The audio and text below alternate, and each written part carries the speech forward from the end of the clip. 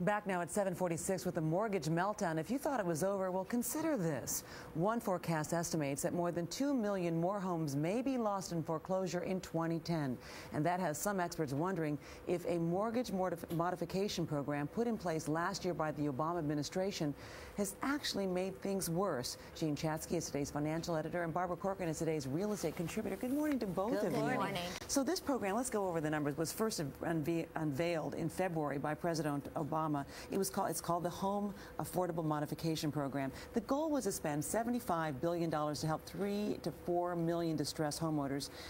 But here's what happened. Take a look at these numbers. So far, 760,000 people have applied, and only 31,000 have been granted this permanent mortgage modification. That's actually what, 5% of the goal. So why is this thing not working, Jean? Not working for two reasons. The first is that this program actually focuses on the interest rates. It doesn't focus on the principal, the amount of the loan, and so many homes are underwater that you really have to tackle that as well. The other thing is that so many people are unemployed these days or have a reduced income, they couldn't afford their payments anyway.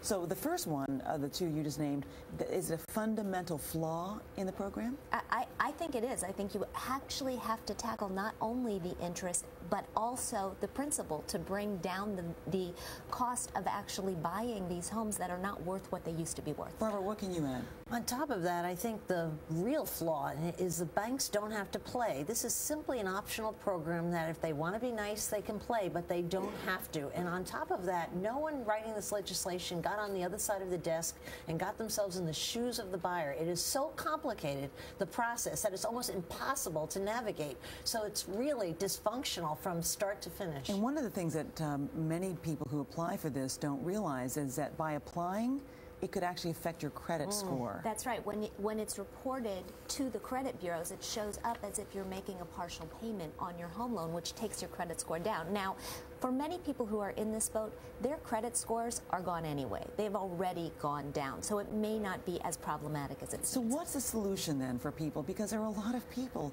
who need help. So what's the best advice you can offer? The best advice is you can't look to the government to solve these kind of free market problems. Whenever they put their fingers in, it gets complicated, it's impossible, and it's not the solution. The real solution is to find your own solution and try to refinance it independent of the government and to try to move on with your life as best you can. And moving on with your life may mean not being in this home. For some people, the right thing to do is going to be to walk away. All right, Jean Chatzky and Barbara Corcoran, I'm sorry we're out of time, but thanks so much for your input on this very important topic.